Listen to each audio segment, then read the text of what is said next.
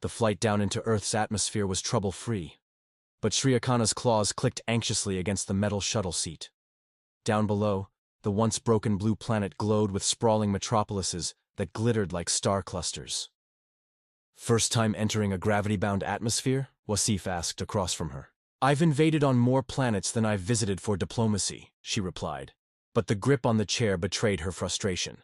Wasif smiled. "Well, Earth isn't subtle. It either welcomes you with a sunrise or burns you up with a nova. Depends on what you're looking for, I suppose." She looked at him. "And what am I searching for?" He shrugged. "Answers. You came for them, didn't you?" Their shuttle landed in Cairo, which was now a harmoniously integrated mix of ancient stone and glinting skyglass. A gentle wind blew over the landing area as they stepped out. "Welcome to Egypt," Wasif said. "First on the agenda, the Great Pyramid of Giza, the only one of the original 7 wonders still standing." They traveled on an air tram towards the building. En route, massive solar farms shone alongside date palms, and drones flew overhead like lazy birds. "I must inquire," Shriakana continued. "Why here? It is but a triangular pile of rocks."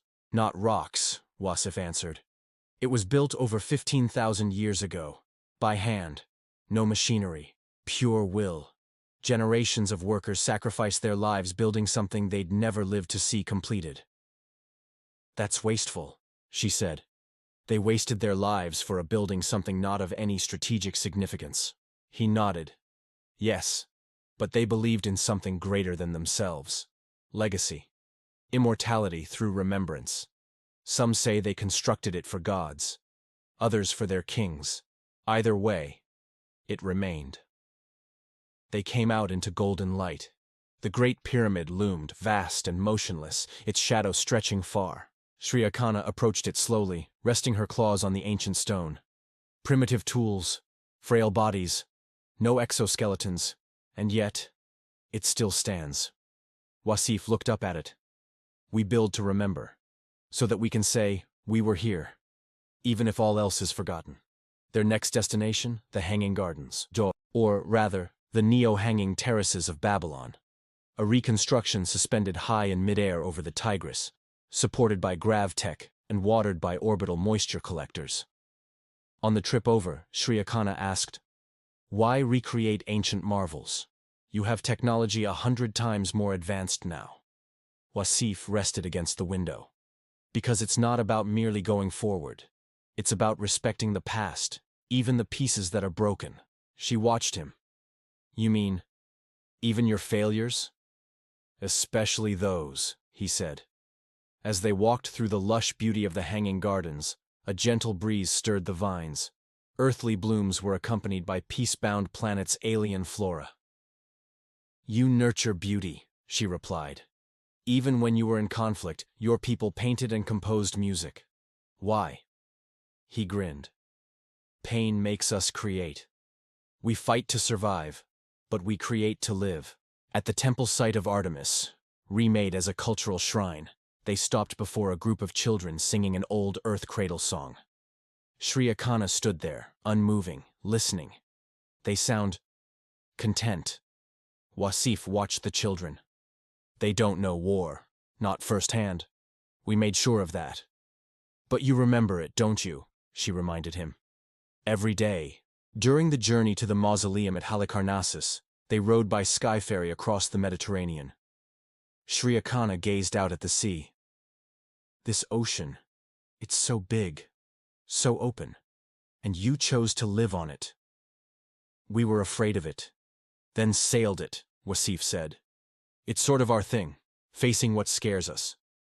She looked down at the waves. "And then calling it home, having seen the other wonders, the restored Colossus, the refurbished lighthouse of Alexandria, the resurrected statue of Zeus." They stood on a lofty observatory looking out over Earth's continents, shimmering under the twilight. "So many kinds of humans," she reflected. "So many languages, beliefs, conflicts. And still, here we are," Wasif stated. "A little more together than we were. Not perfect, but better." They journeyed next to the Stellar Gate, the first of humanity's new wonders. A column of plasma steel and obsidian rose to the sky, a ring over 10 kilometers in diameter that encircled an empty space. It was once a grand gate connecting thousands of worlds, a technology lost during the Galactic War. Wasif continued. Sri Akana tilted her head. Why don't you dismantle it? Because it's a symbol, he went on, of what we can do, of what we can be. We leave it standing because we think we will open it again. Hope. It's just who we are. She walked its perimeter in silence. You are creatures of contradiction, destruction and hope, logic and madness, pain and beauty. Wasif laughed. Welcome to humanity. Their final destination was the Grand Archive of Earth. It loomed like a tower of silver over the icy lands of Antarctica. A living monument, an open book in form, where every page illustrated an era of the history of man. Within it, entire halls were devoted to wars, peace treaties, vanishing civilizations, scientific discoveries, and emotional expressions. As they entered, Sri Akana halted. You kept it all, even the shameful parts. We particularly remember those, Wasif whispered softly, so that we wouldn't forget what we endured, or what we became. They moved through a room focused on art, another focused on revolutions, another, entirely composed of black glass, contained records of humanity's most heinous crimes. No other creatures would display these, Sri Akana explained.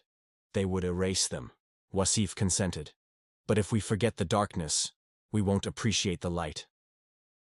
They entered the Hall of Memory. Holographic images of human beings across centuries danced about them. Mothers, revolutionaries, kings, scientists, dreamers. Sri Akana looked. So this is what made your kind feared.